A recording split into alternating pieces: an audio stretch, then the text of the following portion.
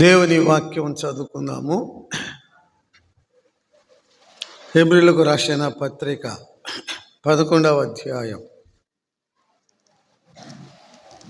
24, 25, 26 వచనాలు కలిసి ఉన్నాయి. చదువుకుందామండి.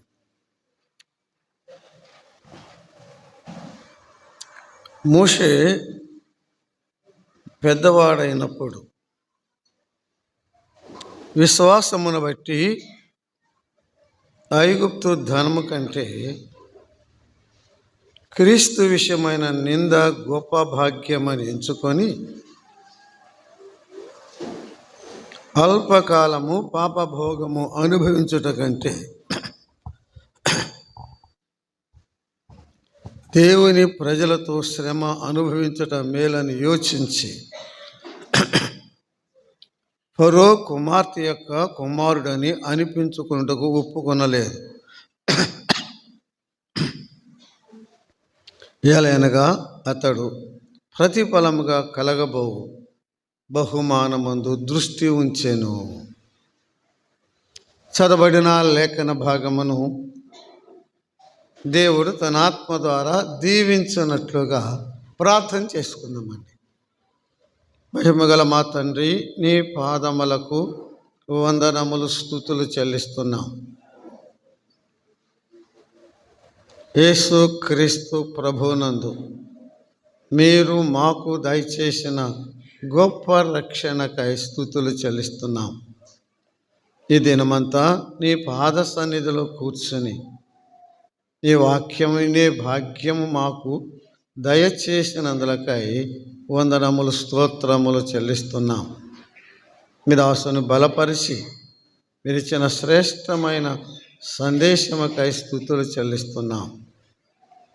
మరికొంత సమయము నీ సన్నిధిలో ఆశిస్తున్నాము. నీ వాక్యమును చదువుకొని ఉన్నాము. నీ వాక్యము ద్వారా మీ ఆత్మ ద్వారా మాతో మాట్లాడండి. ఈ రాత్రి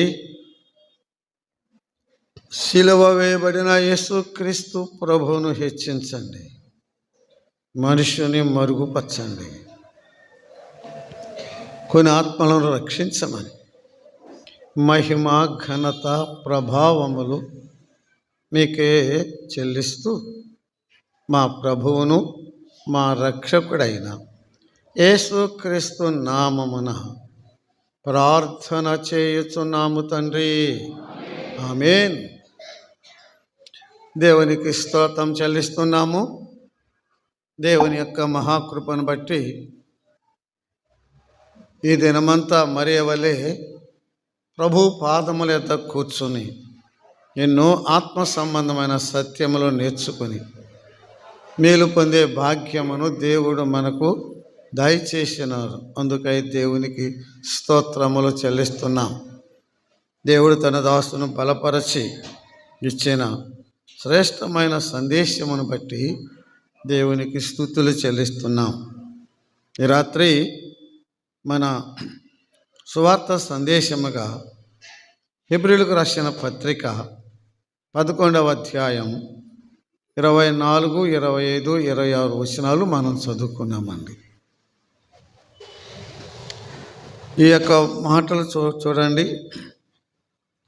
26వ వచనం, ఐగుప్తు ధనము కంటే క్రీస్తు విషయమైన నింద గొప్ప భాగ్యమని ఎంచుకొనేను. ఆ మాట చూడండి, ఎంచుకొనేను. అల్పకాలము పాపభోగము అనుభవించుట కంటే దేవుని ప్రజలతో శ్రమ అనుభవించుట మేలని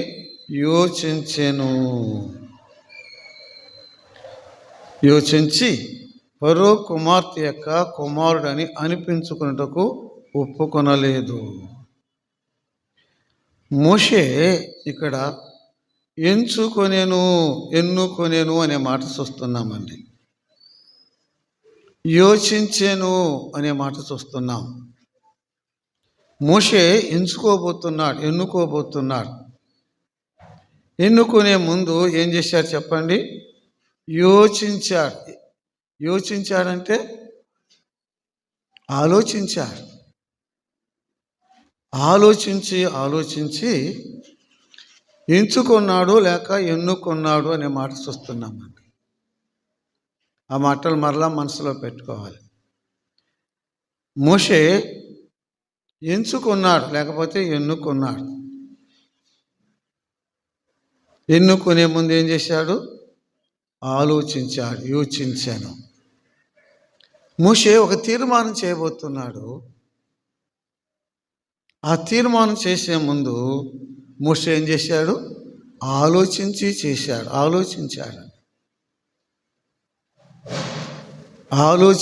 ఆలోచించి తీర్మానం చేశాడు. మనము కూడా మన జీవితంలో ఎన్నో తీర్మానాలు చేస్తాం. మనం చేసే తీర్మానాలను బట్టి మన జీవితము, భవిష్యత్తు అంతా ఆధారపడి ఉంటుంది. కొన్ని తీర్మానాలు తాత్కాలికమైన తీర్మానాలు కొన్ని చేస్తాం, ఏ రోజుకు ఆ రోజు. కొన్ని జీవితకాలం సంబంధించిన తీర్మానాలు మనం చేస్తాం. మరి కొన్ని నిత్యత్వానికి సంబంధించిన తీర్మానాలని. ఏం చదువుకోవాలి, ఇంటర్లో మ్యాథ్సా సైన్సా అని అనుకుంటారు కదా. ఏదో మ్యాథ్సో సైన్సో తీసుకుంటారు. అది వారిని డాక్టరో మరి ఇంజనీరో ఏదో చేసిద్ది కదండి. యుక్త వయసు వచ్చింది, ఎవరిని చేసుకోవాలి? వివాహం గురించి ఆలోచన చేసి తీర్మానం చేసి వివాహం చేసుకుంటారు. అది ఎంతకాలం ఉంటుంది? ఏందమ్మా, అది జీవితకాలం అంతా ఉంటుంది. కానీ మోషే చేసిన తీర్మానం it is an eternal decision, అంటే నిత్యత్వానికి సంబంధించిన తీర్మానం, పరలోకానికి సంబంధించిన తీర్మానం చేశాడు. ఆ తీర్మానం చేసే ముందు ఆయన ఏం చేశాడు చెప్పండి? అది ఇప్పుడు దాకా చెప్పాను కదా, ఆలోచించాడు. ఏం చేశాడు చెప్పండి? ఆలోచించి తీర్మానం చేశాడు. మోషే చేసిన తీర్మానం మోషే జీవితాన్ని మార్చివేసింది. మోషే చేసిన తీర్మానం మోషే ప్రజలు మోషే ప్రజలైన ఇశ్రాయేలు జాతి యొక్క చరిత్రను మార్చివేసింది. మోషే చేసిన తీర్మానం ఐగుప్తీ దేశం యొక్క గతిని మార్చివేసింది. మోషే చేసిన తీర్మానం ప్రపంచం మీద చాలా ప్రభావం చూపిందండి. మోషే చేసిన వన్ రైట్ డెసిషన్, ఒక మంచి తీర్మానం ముందుగా తన జీవితాన్ని ఏం చేసింది? తన జీవితాన్ని మార్చింది. మోషే చేసిన తీర్మానం తన ప్రజల జీవితాన్ని మార్చింది, ఇశ్రాయేలు ప్రజల జీవితాన్ని మార్చింది.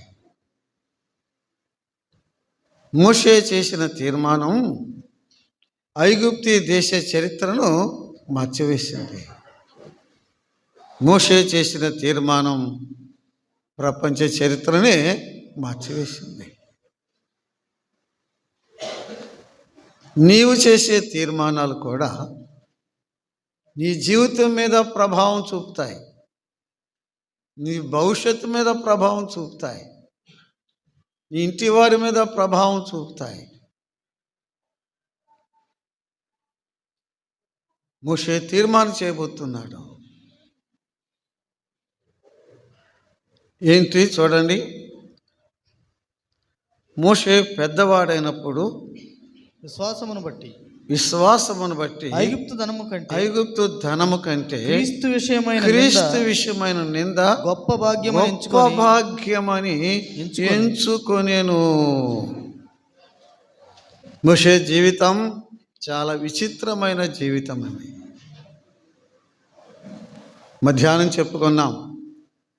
పేదల ఇంటిలో పుట్టాడు,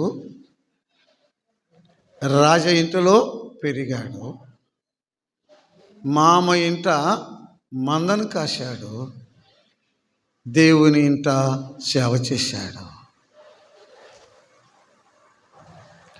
అపోస్తలుల కార్యములు 7వ అధ్యాయములో అక్కర్లేదండి. స్తెఫను భక్తుడు మోషే జీవితాన్ని 3 సమానమైన భాగాలుగా చేశాడండి. మోషే జీవించిన సంవత్సరములు 120 సంవత్సరములు జీవించాడు. ఎన్ని? 120 సంవత్సరములు జీవించాడు. ఆ 120 సంవత్సరాలని 3 సమాన భాగాలు చేశాడు. అంటే 40, 40, 40 సమాన భాగాలు చేశాడు. మొదటి 40 సంవత్సరాలు ఐగుప్తు దేశంలో ఫరో కుమార్తె యొక్క కుమారుడుగా సకల విద్యలను అభ్యసించి మహావైభవముగా జీవించాడండి. మహావైభవములో జీవించాడు. రెండవ 40 సంవత్సరములో మోషే మామ మందను కాశాడు. ఏం చేశాడు? మామ మందను కాశాడు. గుర్రాల మీద, రథాల మీద స్వారీ చేసినవాడు, అంతఃపురములో నివసించినవాడు, అరణ్యములో మందను కాస్తున్నాడు. ఆఖరి 40 సంవత్సరములు దేవుని ఇంటిలో సేవ చేశాడు. ఆఖరి 40 సంవత్సరములు దేవుని ఇంటిలో సేవ చేశాడు. మోషే ధన్యజీవి. మొదటి సంవత్సరం 40 సంవత్సరాలు ఇలా అనుకున్నాడంట. వైభవంలో ఉన్నాడు కదా, మహావైభవంలో అనుకున్నాడంట. నేను గొప్పవాడిని అనుకున్నాడంట. ఏమనుకున్నాడు? నేను గొప్పవాడిని అనుకున్నాడంట. రెండవ 40 సంవత్సరంలో నువ్వు గొప్పోడువా మోషే అని చెప్పి పా అని చెప్పి అరణ్యానికి తీసుకెళ్ళి కాయ మందను అన్నాడంట దేవుడు. 40 సంవత్సరాలు మందను కాశాడు. అప్పుడు అనుకున్నాడంట నేను ఒట్టోడిని అనుకున్నాడంట. ఏమనుకున్నాడు? నేను ఒట్టివాడనే. నా మాటలు కాదు, బైబిల్లోనే ఉన్నాయి ఆ మాటలు. మనుషుల పదలో నుంచి దేవుడు మోషేని పిలిచినప్పుడు, రా నిన్ను ఫరో ఎద్దుకు పంపిస్తా అన్నప్పుడు, ఫరో ఎద్దుకు వెళ్ళుటకును ఇశ్రాయేలీలను విడిపించుటకు నేను ఎంతటి అన్నాడు కదా. నేను ఎంతటి వాడినయ్యా అన్నాడు. నేను ఒట్టివాడిని అన్నాడంట. ఆఖరి 40 సంవత్సరాల్లో మోషే అన్నాడు అంతా దేవుడే. ఏమన్నాడు? అంతా దేవుడే. ఇంగ్లీష్లో మొదటగా అనుకున్నాడు ఐ యామ్ సంథింగ్. నేనంటే ఏంటో తెలుసా అంటారు కదా మనం. I am something. రెండవ 40లో I am nothing. I am nothing. ఆఖరి 40లో గాడ్ ఈజ్ ఎవ్రీథింగ్. అంతా దేవుడే. మోషే చనిపోయినప్పుడు అతని కాలు సత్తువ తగ్గలేదు, చూపు తగ్గలేదు. ఎత్తైన కొండ శిఖరం పైకి రమ్మన్నాడు దేవుడు. 120 సంవత్సరాల వయసులో ఎత్తైన కొండపైకి ఎక్కి వెళ్ళాడు. ఆ ఎరుకో ప్రాంతం వాగ్దాన దేశం అంతా చూపించాడు. అక్కడే దేవుని సన్నిధిలో చనిపోయాడు. మోషేను ఎవరు సమాధి చేశారు? మోషే సమాధి ఎక్కడున్నది? మోషే సమాధి ఎక్కడున్నదో నేటి వరకు ఎవరికి తెలియదు. మోషేను దేవుడే సమాధి చేశాడు. దేవదూతలు మోసుకెళ్ళారా? దేవుడే సమాధి చేశాడా? యూదులు చరిత్రలో రాసుకున్నారండి. మోషే చనిపోయినప్పుడు దేవుడు మోషేను ముద్దు పెట్టుకున్నాడంట. God kissed him. స్వజన్ గారు రాశారు ఆ మాటలు. మోషే చనిపోయినప్పుడు దేవుడు మోషేను ముద్దు పెట్టుకున్నాడు. God kissed him. దేవుని చేత సమాధి చేయబడిన మానవుడు ఒకడే ఒకడు, ఎవరైనా మోషే. దేవుడు ముద్దు పెట్టుకున్న మానవుడు ఒకడే ఒకడు, ఎవరైనా మోషే. మానవ జీవితానికి కావలసిన నియమాలు, శాసనాలు, చట్టాలు అన్నీ దేవుడు మోషే ద్వారానే మనకు అనుగ్రహించాడు. రాజకీయ నీతి, లైంగిక నీతి, ఆరోగ్య సూత్రాలు, పరిపాలన సూత్రాలు ఒకటేంలేండి. మానవుని జీవితానికి ఆరోగ్యకరమైన, ఆనందకరమైన, సౌభాగ్యవంతమైన, ప్రశాంతమైన జీవితం జీవించటానికి కావలసిన అన్ని శాసనాలు, చట్టాలు దేవుడు మోషే ద్వారా మానవాళికి దయచేశాడు. మోషే చేసిన తీర్మానం చెప్పుకున్నాం కదా. మోషే చరిత్ర ఏం చేసిందండి?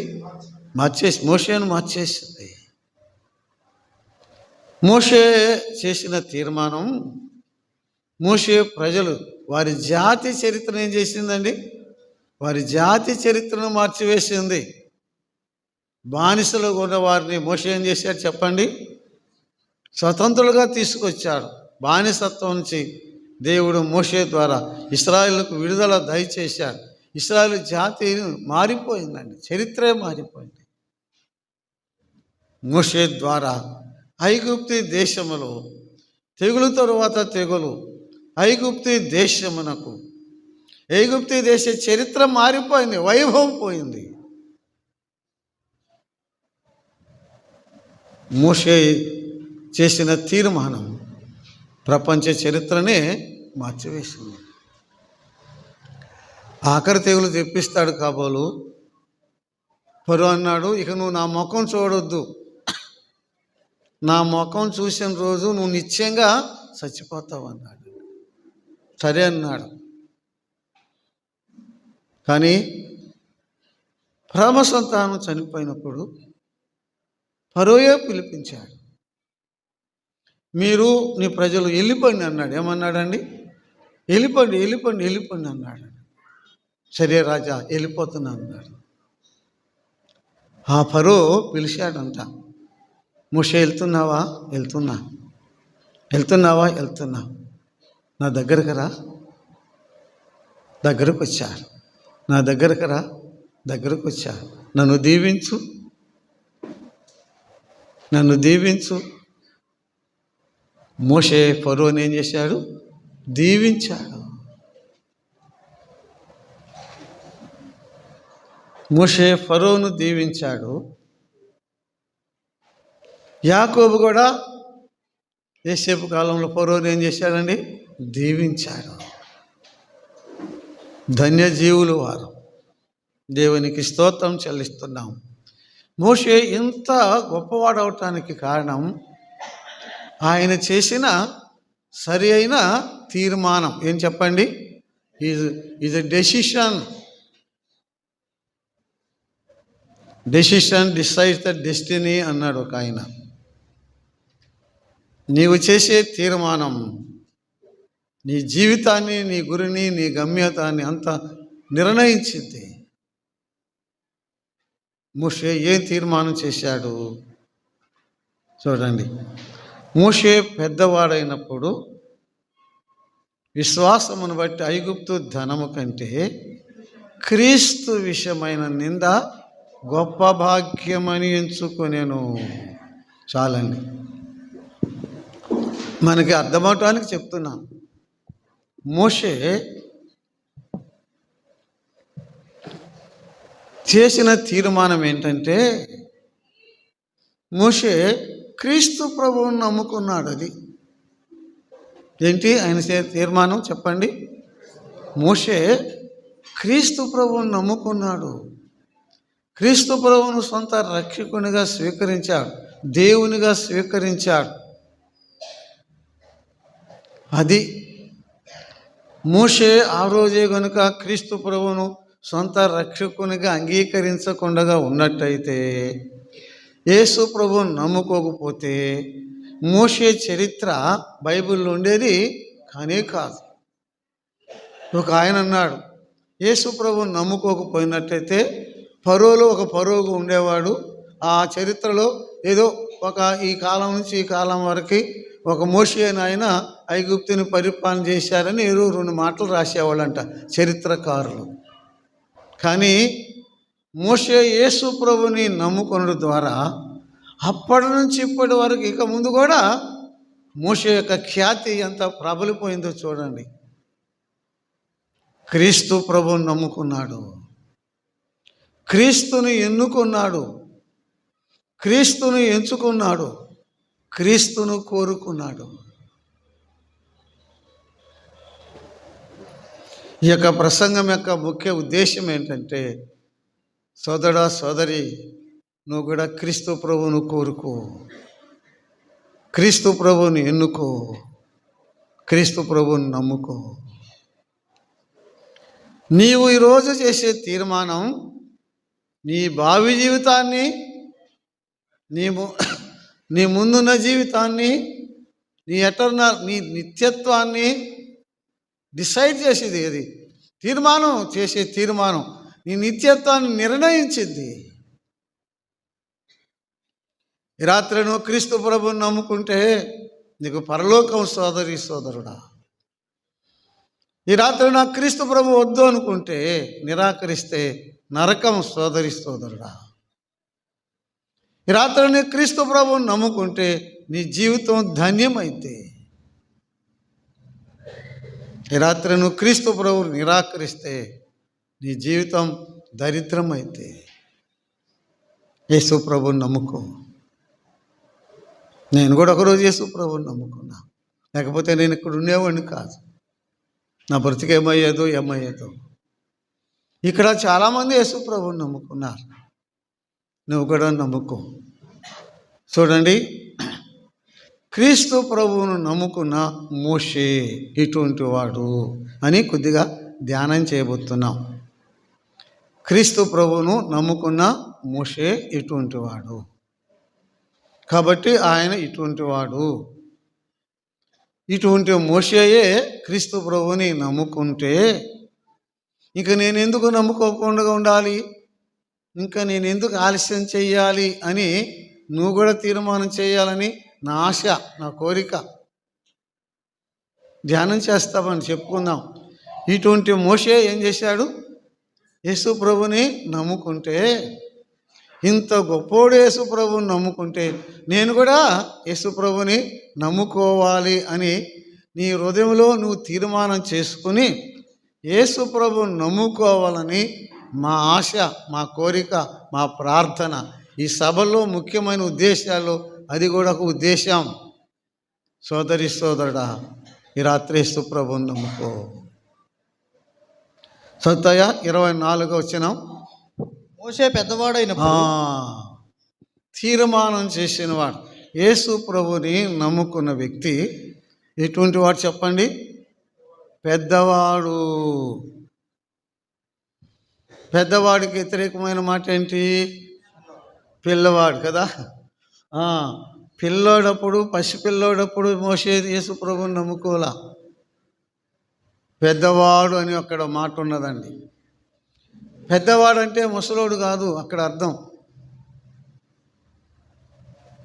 ఇందాక చెప్పుకున్నాం కదా 40 అని.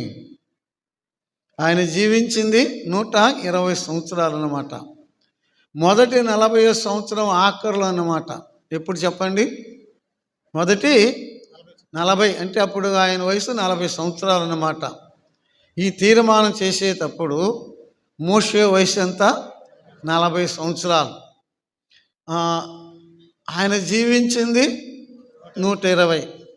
40 సంవత్సరాలు అంటే ఎన్నో వంతు జీవితము? 3వ వంతు కదండి. ఆయన జీవించిన జీవితంలో 3వ వంతు.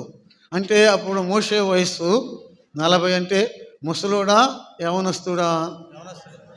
ఉదాహరణకి చెప్పుకున్నాం, 60 ఏళ్ళు బ్రతికాడు. 60 ఏళ్ళు ఆయనలో మూడో వంతు ఎంత? 20 అంటే అప్పుడు ఏం వయసు? అది యవన వయసు. మోషే యేసు ప్రభువుని నమ్ముకుంది యవ్వన వయసులో నమ్ముకున్నాడు, కోడె వయసులో నమ్ముకున్నాడు. యవ్వన కాలంలో కోరికలు గుర్రాల్లాగా పరుగులు తీస్తాయి, అదువు తప్పి పరుగులు తీస్తాయి. మంచి యవ్వన కాలంలో మోషే యేసు ప్రభువుని నమ్ముకున్నాడు. చూపంతా పోయాక కాదు, వయసంతా పోయాక కాదు, మంచి యవ్వన కాలంలో మోషే యేసుక్రీస్తు ప్రభువుని నమ్ముకున్నాడు. అయ్యా అమ్మా, యవ్వన కాలమున కాడి మోయిట నరునికి మేలు, దేవుని వాక్యం చెబుతున్నది. యవ్వన కాలమున యేసు ప్రభువుని నమ్ముకుంటా మానవునికి మేలు. యవనురాలా, ఇప్పుడే యేసు ప్రభువుని నమ్ముకో. ప్రసంగి గ్రంథం మీరు చదువుకోండి. యవ్వన కాలం, యవనుడా, నీ ఇష్టం వచ్చినట్లుగా జీవించు. అయితే వీటన్నిటిని బట్టి దేవుడు నిన్ను తీర్పులోనికి తీసుకువస్తాడు. లేత వయసు నడిప్రాయం గతించిపోయిద్ది. ఈ యవ్వన కాలం కలకాలం నీకు అలాగే ఉండదు. క్రీస్తు ప్రభువుని నమ్ముకున్న మోషే ఆలోచన చేశాడు. నా ప్రభువా, యేసు ప్రభువా, నా యవ్వన జీవితాన్ని పాపేచ్ఛలకు భోగేచ్ఛలకు నేను వినియోగించనయ్యా, దుర్వినియోగం చేయను. నా యవ్వనాన్ని పాపానికి దుర్వినియోగం చేయను. అక్కడ కింద ఉంటుంది కదా, ఐగుప్తి ఆ మాటలు చదువుతాయా? ఐగుప్తు ధనము కంటే చదువు. ఐగుప్తు ధనము కంటే అల్పకాల పాప భోగము అనే మాట ఉన్నది కదా. అల్పకాలం పాప భోగం. ఎంతకాలం అంటే ఈ పాపభోగం? అల్పకాలం. ఆలోచించాడు మోషే. ఒక క్రాస్ రోడ్లో, 2 రోడ్లు కలిసిన స్థలంలో ఉన్నాడు. ఇటు చూస్తే క్రీస్తు ప్రభు, ఇటు చూస్తే లోకం. ఇటు క్రీస్తు ప్రభు, ఇటు లోకం. ఎవరిని కోరుకోవాలి? ఇటు పాపభోగం వైభవం, ఇటు ప్రభు. ఎవరిని కోరుకోవాలి? 2 రోడ్లు కలిసే స్థలంలో నిలబడ్డాడు. He was standing at the cross roads. యవ్వన కాలంలో నువ్వు కూడా అలాగే నిలబడ్డావు. ప్రభువా పాపమా, ప్రభువా లోకమా? ఈ రాత్రి ఆలోచన చేసుకో. మోషే ఆలోచించి నా క్రీస్తు ప్రభువా, నా యవ్వనాన్ని, నా యవ్వన బలాన్ని, నా యవ్వన కాలమును, నా యవ్వన వయస్సును నేను అల్పకాల పాపభోగానికి వినియోగించను. నా యవ్వన బలం అంతా క్రీస్తు ప్రభువా నీకే అంకితం, నీకే అంకితం, నీకే అంకితం. మోషే తన యవ్వన వయస్సును, యవ్వన బలాన్ని ఎవరికి అంకితం చేశాడు? క్రీస్తు ప్రభువుకి అంకితం చేశాడు. యేసు క్రీస్తు ప్రభువుని నమ్ముకున్న మోషే ఒకటి యవ్వనస్తుడు. ఎవరంటే చెప్పండి? యవ్వనస్తుడు. 24 వచ్చిన మరలా మోషే పెద్దవాడైనప్పుడు విశ్వాసమును బట్టి ఐగుప్తు ధనము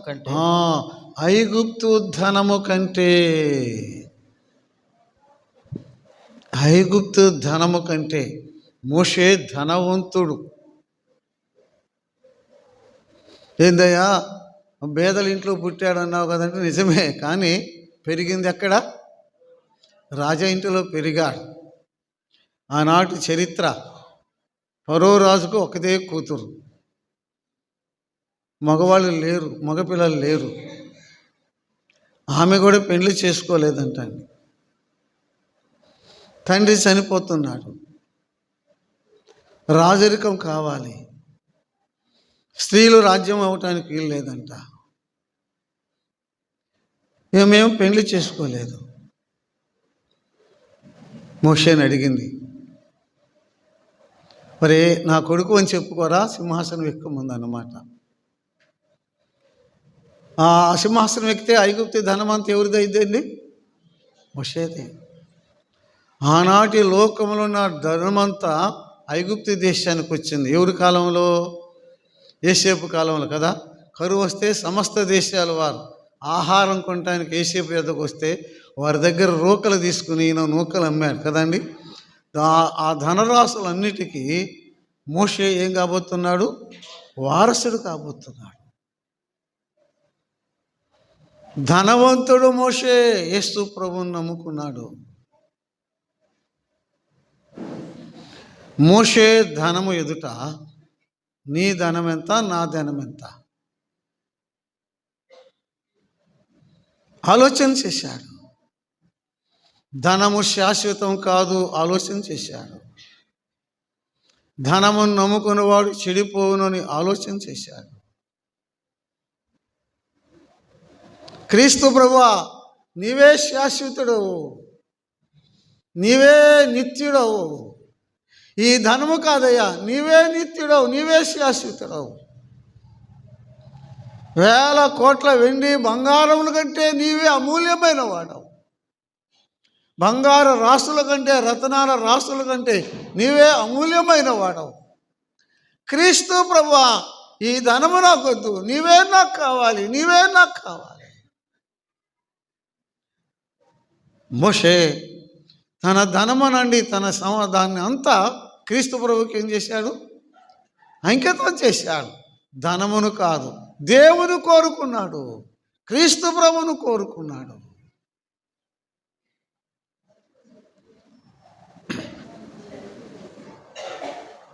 నేమో నీ ధనం ఎంతో నాకు తెలియదు, అతిశయించబాక. మోషే ధనం ఎదుట నీ ధనాన్ని పోల్చుకో, ఎన్నిక లేదు. నమ్ముకో, డబ్బు ఇవ్వాలంటుందో రేపు పోయింది. ధనం నమ్ముకున్న వాళ్ళంతా దరిద్రులు అయిపోయారు, దేవుని నమ్ముకున్న వాళ్ళంతా ధన్యులయ్యారు. ధనమును నమ్ముకుంటావో దేవుని నమ్ముకుంటావో ఈ రాత్రి ఆలోచన చేసుకో. మోషే ఆలోచన చేసుకున్నాడు. ధనమును నమ్ముకుంటే చెడిపోతా, దేవుని నమ్ముకుంటా యేసు ప్రభువుని నమ్ముకున్నాడు మోషే. దేవుని వాక్యం చదువుకుందాం. చూడండి, ద్వితీయోపదేశ కాండం 34వ అధ్యాయము వచనము 7 అండి. 34వ అధ్యాయము వచనము 7. 34 వచనం. మోషే చనిపోయినప్పుడు 120 సంవత్సరముల ఈడు గలవాడు. 120 సంవత్సరములు ఈడు గలవాడు, ఒక వయస్సు గలవాడు. అతనికి దృష్టి మాంద్యము లేదు, అతని సత్తువ తగ్గలేదు, కాలి సత్తువ తగ్గలేదు. చాలండి.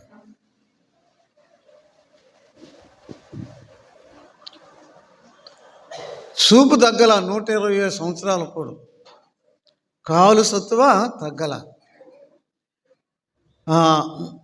యేసుక్రీస్తు ప్రభువుని నమ్ముకున్న మోషే ఎటువంటి వాడు? ఆ వచనాన్ని బట్టి చెప్పుకుందాం అన్నమాట. రోగం వచ్చి నమ్ముకున్నాడా? ఏం చెప్పయ్యా, 120 ఏండ్లో కొండెక్కాడు. 120 ఏండ్లు ఎక్కడో నా దేశం అంతా చూశాడు. రోగే కాదు, రోగం పోవటానికి కాదు, రోగే కాదు నమ్ముకుంది. బలహీనుడై శక్తి లేనివాడుగా కాదు,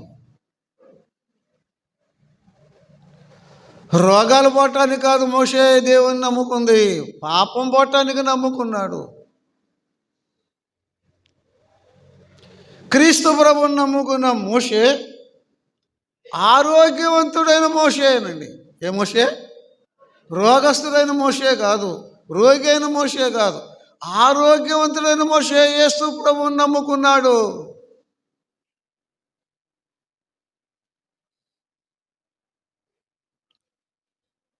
మోషే యొక్క జాతిని మనం చూస్తున్నామండి. మోషే జాతి ఏ జాతి? ఏంది ఎవరు చెప్పలేదు?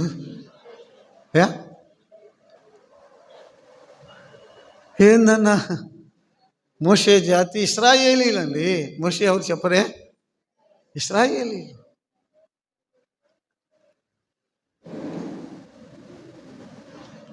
ఇశ్రాయేలు జాతికి ప్రపంచంలో చాలా గుర్తింపు ఉన్నదండి. లోకంలో ఎన్నో జాతులు ఉన్నాయి, కానీ ఈ జాతులన్నిటిలో అగ్రగణ్యమైన జాతి ఏది చెప్పండి? ఇశ్రాయేలు జాతి. టీవీల్లో, సెల్ ఫోన్లో అన్నీ వస్తున్నాయి కదా. ఇటీవల 2 సంవత్సరాల నుంచి యుద్ధం జరుగుతుంది కదా. ఇశ్రాయేల్కను పాలస్తీన్లకు యుద్ధం జరుగుతున్నప్పుడు ఇశ్రాయేల్ గురించి మన తెలుగు పేపర్లు, మన ఇండియాలో కూడా వాళ్ళది గొప్ప జాతి, వాళ్ళని ఎవరు ఓడించలేరు అని పేపర్లు వేస్తూ ఉన్నారు కదా. రోమిలకు రాసిన పత్రిక 3వ అధ్యాయము 1వ వచనం చదువుకుందామండి.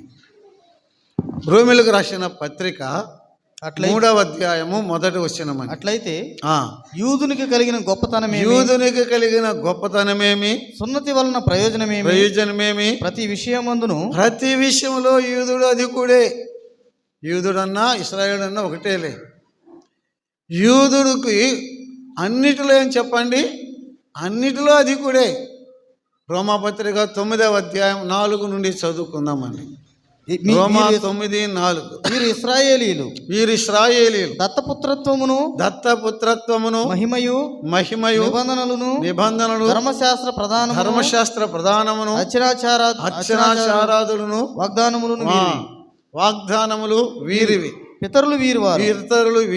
శరీరం బట్టి క్రీస్తు వీరిలో పుట్టెను. ఈయన సర్వాధికారి అయిన దేవుడై ఉండి నిరంతరము స్తోత్రార్హుడై ఉన్నాడు. అవును, ఆమేన్. వీరు ఇశ్రాయేలీలు. నిబంధనలు వీరివి, వాగ్దానాలు వీరివి, పితరులు వీరివారు. దేవుడు ఏ జాతితో ఎవరితో వాగ్దానం చేయలేదు, ఎవరితో ఆయన నిబంధన చేయలేదు.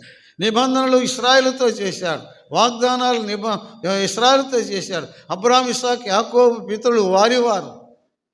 అర్చనాచారాదుల వారివి అని ఉంది కదయ్యా? లేదు, ఎవరివి? అర్చన అంటే, అర్చనాచారాదులు అంటే, అర్చకులు అంటే ఎవరు చెప్పరేమ్మా? పూజారులు. మన దేశంలో పూజారులు ఎవరు? బ్రాహ్మణులు కదా. ఇశ్రాయేలు ప్రపంచానికి పూజారులు అండి. నిజదేవుడు ఎవరో వారే తెలియచేస్తున్నారు, వారి ద్వారా దేవుడు బయలుపరుచుకున్నాడు. నిజదేవుని ఎలా సంధించాలి, నిజదేవుని ఎలా చేరాలి, నిజదేవుని ఎలా ప్రసన్నత చేసుకోవాలి, నిజదేవుని ఎలా పూజించాలి, ఎలా ఆరాధించాలి, ఎలా ప్రార్థించాలి, అన్నీ అర్చనాచారాదులు, అన్నీ ఆ యొక్క బలులు అర్పణలు అన్నీ ఎవరు చేశారండి? ఇశ్రాయేల్. వారు అర్చకులు. ఇశ్రాయేల్ ఎవరు చెప్పండి? ప్రపంచానికి అర్చకులు. అర్చనాచారాదులు వీరివి. జ్ఞానం వీరిది, సంపద వీరిది, డబ్బు వీరిది. అబ్బో, ఈ ఇశ్రాయేల్ గురించి ఎంతైనా చెప్పుకోవచ్చు అండి. దాదాపు 170 నోబెల్ ప్రైజులు వస్తే సగం ప్రైజులు వాళ్ళే. ఈ సంవత్సరం కూడా ఏదో ప్రైజ్ వచ్చే ఉంటుందండి. కార్ల్ మార్క్స్ యూదుడే, ఐన్స్టీన్ యూదుడే. ఒకటేంట్లండి, వారు అన్ని రంగాల్లోని ఆ యొక్క అగ్రికల్చరల్ వాళ్ళదే కదండి. డ్రిప్ ఇరిగేషన్ అంటారు కదా. ఇప్పుడున్న మన ముఖ్యమంత్రి గారు చంద్రబాబు గారు ఆ రోజుల్లో మొదటిసారిగా వచ్చినప్పుడే ఇజ్రాయెల్ దేశం పంపించి ఆ యొక్క డ్రిప్ ఇరిగేషన్ ఆ పద్ధతి తీసుకొచ్చారు. ఆ తర్వాత రాజశేఖర రెడ్డి గారు కూడా దాన్ని డెవలప్ చేశారు. ఒకటేంటండి, మిలిటరీ వాళ్ళది, మెడిసిన్ వాళ్ళది, సైన్స్ వాళ్ళది, అసలు అన్ని వాళ్ళే. మేధావులు వారు, సైంటిస్టులు వారు, యుద్ధవీరులు వారు, తత్వవేత్తలు వారు, సైకాలజిస్టులు వాళ్ళు. ఈ యూదుడు అన్ని విషయములు అధికమే.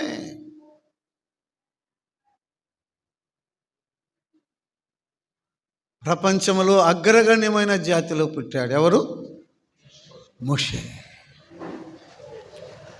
అగ్రగణ్యమైన జాతిలో పుట్టిన మోషే ఎవరు నమ్ముకున్నాడు? చెప్పరే. యేసు ప్రభువుని నమ్ముకున్నాడు.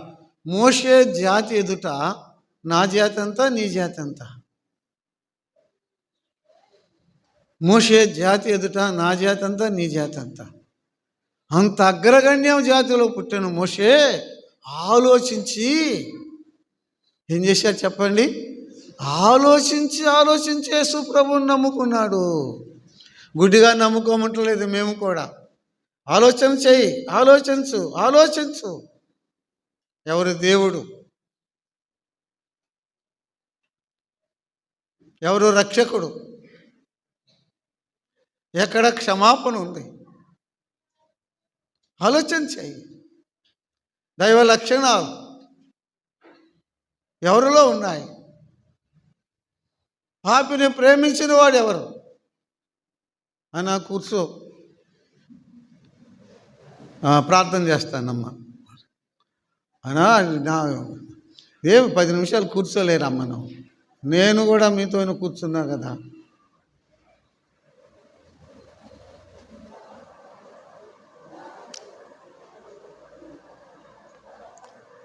అంత అగ్రగణ్య జాతిలో పుట్టిన మోషే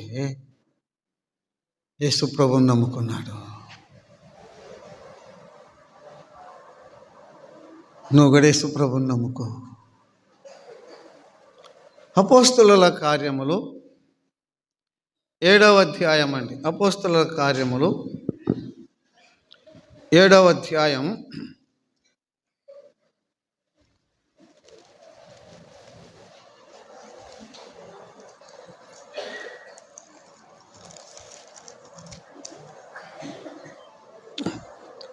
22వ వచనం అండి. మోషే ఐగుప్తీల సకల విద్యలను అభ్యసించి మోషే ఐగుప్తీల సకల విద్యలు అభ్యసించాడు. వచనం చదువుకున్నాము, దానికి జవాబు చెప్పుకుంటున్నాం. యేసు ప్రభువుని నమ్ముకున్న మోషే ఎటువంటి వాడు? మోటోడు కాదు, మొరటోడు కాదు, చదువు లేనివాడు కాదు. ఎవరంట? సకల విద్యలు అభ్యసించిన వాడు.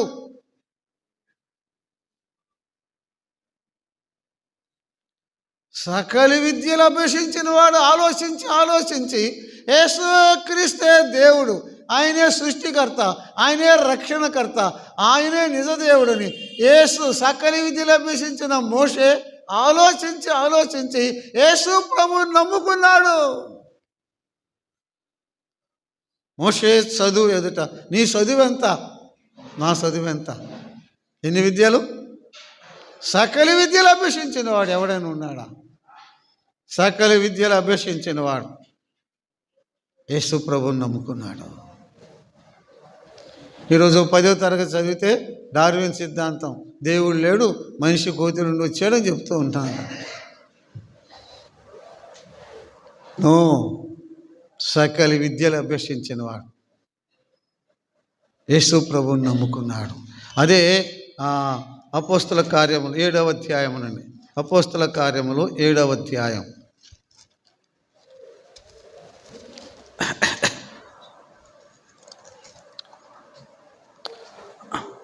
20వ వచనం అండి. ఆ కాలమందు మోషే పుట్టెను. అతడు దివ్య సుందరుడు. చాలండి. ఎవరంట? దివ్య సుందరుడు.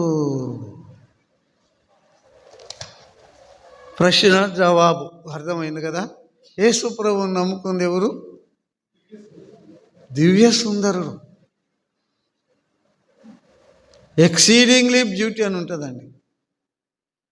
మోషే సౌందర్యాన్ని గురించి బైబిల్లో 3 చోట్ల రాయబడి ఉంది. మోషే సౌందర్యం గురించి బైబిల్లో 3 చోట్ల రాయబడి ఉందండి. దివ్య సుందరుడు మోషే ఆలోచన చేశాడు. దివ్య సుందరుడైన మోషే యేసు ప్రభువుని నమ్ముకున్నాడు. మోషే సౌందర్యం ఎదుట నీ సౌందర్యం ఎంత, నీ అందం ఎంత? మోషే ఆలోచన చేశాడు. సౌందర్యం వ్యర్థం, అందము మోసకరం. ఆలోచన చేశాడు. సౌందర్యం వ్యర్థం, అందము మోసకరం. మోషే ఆలోచన చేశాడు. యేసు ప్రభు వైపు చూశాడు. క్రీస్తు ప్రభువా, నా అందం నా సౌందర్యం, నా అందం నా సౌందర్యం, నా అందం నా సౌందర్యం, నా యవ్వనం నీకే, నీకే, నీకే, నీకే.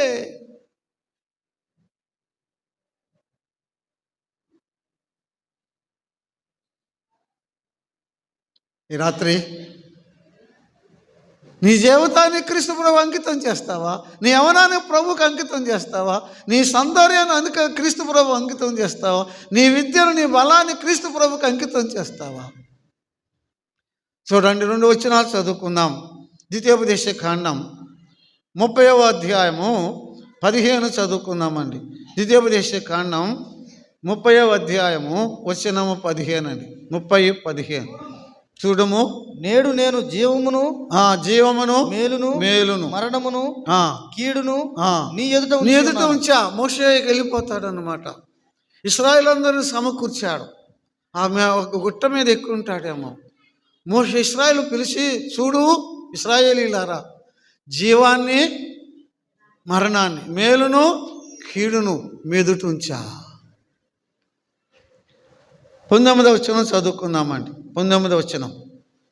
నేడు జీవమును మరణమును ఆశీర్వాదమును శాపమును నేను నీ ఎదుటను ఉంచి నేను మీదట ఉంచా. దేని కోరుకుంటారో కోరుకోండి. 3 మాటలు చెప్పాడండి. ఇవైపు జీవాన్ని మరణాన్ని, మేలును కీడును, ఆశీర్వాదాన్ని శాపాన్ని మీదట ఉంచా. ఇశ్రాయేలులారా, దేని కోరుకుంటారో కోరుకోండి, దేని కోరుకుంటారో కోరుకోండి అని చెప్పి ఆయన మనసు ఆగక, పట్టుకోలేక, ఒకలా చెడునే కోరుకుంటారేమోనని 20 వచ్చిన ఆకలి చూడండి. ఇశ్రాయేలులారా, మీరు జీవాన్ని కోరుకోండి, దేవుని కోరుకోండి, ప్రభువును కోరుకోండి, మేలును కోరుకోండి, ఆశీర్వాదాన్ని కోరుకోండి అని చెప్పాడు. ఈ రాత్రి కూడా మేము జీవాన్ని కోరుకుంటావా, మరణాన్ని కోరుకుంటావా? ప్రభువును కోరుకుంటావా, పాపాన్ని కోరుకుంటావా? పరలోకం కోరుకుంటావా, పాతాళాన్ని కోరుకుంటావా? ఎవరిని కోరుకుంటావు? దేన్ని కోరుకుంటావు? ఈ రాత్రి మీదట ఉంచా. ఈ రాత్రి కూడా మేము సిలువ వేయబడిన యేసు క్రీస్తును ప్రకటిస్తున్నాం. దేవుడు భూలోకం చూసినప్పుడు అది చెడిపోయింది. భూమి మీద మానవులు తమ మార్గమును చెరిపి వేసుకున్నారు. నాశనానికి, నరకానికి, అగ్నికి పరుగు తీస్తుండగా, హృదయంలో నెమ్మది లేక, కుటుంబాల్లో సమాధానం లేక, జీవితాలు చెరిపి వేసుకుని పరుగులు తీస్తుండగా, మన అంతం నాశనం అగ్నిగుండమైండుగా నిన్ను నన్ను చూశాడు. నా దీనస్థితి, నా హీనస్థితి, నా దౌర్భాగ్య స్థితి నేను పొందబోవు నరకాగ్ని ఎరిగిన వాడాయి. 2000 సంవత్సరాల నాడు యేసు క్రీస్తును పేరుతూ పరుగున ఈ లోకానికి వచ్చాడు. సర్వ మానవాళి రక్షణ కొరకాయి కల్వరి శిలువలో చాలినంత రక్తం చిందించాడు. ఆ శిలువలో వేలాడుతున్న ప్రభువును చూడు. ఆ తలలో ముళ్ళ కిరీటం, ఆ కళ్ళ చేతిలో మేకుల ప్రక్కల బల్లె పోటు. ఎవరి కొరకు? ఆ ప్రభువును చూస్తుంటే, ఆ గాయాలు చూస్తుంటే, ఆ రక్తదారులు చూస్తుంటే నీ పాపము గుండె పగటలేదా? నీ రాతి గుండె బద్దలు కట్టలేదా? నా కొరకా యేసయ్యా, ఈ పాపి కొరకా, నా కొరకా ప్రభువా? ఈ శాపగ్రాహ్యం, ఈ శిలువ మరణం, ఈ త్యాగం, ఈ గాయాలు పాపిలను నా కొరకా? ఈ రాత్రి నీ పాద సన్నిధికి వస్తున్నా. పాపి నన్ను క్షమించమని ప్రార్థన చేసుకో. ప్రభు క్షమిస్తాడు, ప్రభు రక్షిస్తాడు. అందరు తల వంచండి, అందరు తల వంచండి. నా కొరకా ప్రభా, నా కొరకా ప్రభా, యేసు ప్రభా, నా కొరకా, ఈ పాపి కొరక ఈ ప్రాణత్యాగం, ఈ పాపి కొరక ఈ రక్తదారులు, ఈ పాపి కొరక ప్రాణం పెట్టి తిరిగి లేచావా? ఈ పాపి వైపు చేయి చాపుతున్నావా? నేను నీకు కావాలయ్యా, నువ్వు నాకు కావాలి. క్రీస్తు ప్రభా, ఈ రాత్రి నా హృదయం నీకు ఇస్తున్నా. పాపి నన్ను క్షమించమని వేడుకో. క్షమిస్తాడు, రక్షిస్తాడు. యేసు క్రీస్తు ప్రభు చేయి సాపుతున్నాడు.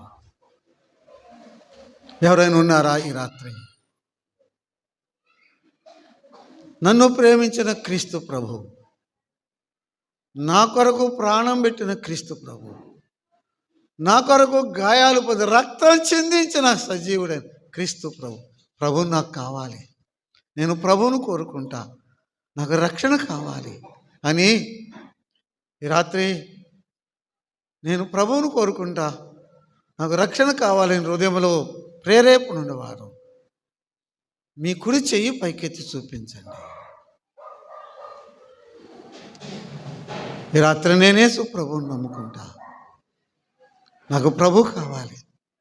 మాకు అర్థమయ్యేటట్టుగా మీ కుడి చేతిని పైకెత్తి చూపించండి. పురుషులైనా స్త్రీలైనా, చిన్నలైనా పెద్దలైనా. బాబు, దేవుడు నేను దీవిస్తాడు. ఇంకెవరైనా ఉన్నారా? ఇది అనుకూల సమయం, ఇది రక్షణ దినం. మేము ఎవరిని బలవంతం చేయమండి, ప్రార్థన చేసుకుందామండి. మహిమగల మా తండ్రి, మా దేవుడు దీవిస్తాడు. మీ పాదములకు వందనములు, స్తోత్రములు చెల్లిస్తున్నాము. సకల విద్యలు అభ్యసించిన వాడు, దివ్య సుందరుడు, యవనుడు యేసు ప్రభా నిన్ను కోరుకున్నాడయ్యా, నమ్ముకున్నాడయ్యా. మోషే చరిత్ర మారిపోయింది. నిన్ను నమ్ముకున్న వారందరి చరిత్ర మారిపోయింది నాయన, మార్చేస్తున్నావు. ఎంత గొప్ప దేవుడు ప్రభువా. నీ సువార్త ప్రకటించబడి ఉన్నది. కొందరు నాయన ఇష్టపడుతున్నారు నమ్ముకోవటానికి. ఇంకా కొందరు నమ్ముకుందాం అనుకుంటున్నారు, వారితో మాట్లాడండి ప్రభువా. మీ వాక్య దీనుతో మమ్మను నింపండి. రేపటి కూడికలకు సిద్ధపరచమని మా ప్రభువును మా రక్షకుడైన యేసుక్రీస్తు నామమున ప్రార్థన చేస్తున్నాము తండ్రి. ఆమేన్. ఆమేన్. ప్రియులారా, ఎవరో లేవద్దు. ప్రకటన ఉంది, ప్రకటన విని అలాగున సెలవు తీసుకుందాం. ప్రభువును నమ్ముకోవాలని ఆశ కలిగి ఒకరో ఇద్దరు చేతులు చూపారు. నేను అక్కడికి వస్తా, ముందుకు వస్తా, రండి. హృదయంలో నమ్ముకోవాలని ఆశ కలిగి చేయి చూపించడానికి సిగ్గుపడితే చేయి చూపమైనా పర్వాలేదు. నిజంగా నా కొరకు ప్రాణం పెట్టిన యేసు ప్రభు, నాకు ప్రభు కావాలి, నేను రక్షింపబడతా, నా బ్రతుకు మారాలి, నాకు రక్షణ కావాలని హృదయంలో ప్రేరేపణ కలిగిన వారు మీరు కూడా ముందుకు రండి. ఎలా నమ్ముకోవాలో చెప్పి మీ చేత ప్రార్థన తీర్మానం చేపిస్తాం. మేము కూడా ప్రార్థన చేసి ప్రభుకు అప్పగిస్తాం. 5 నిమిషాల్లోనే పంపిస్తామండి.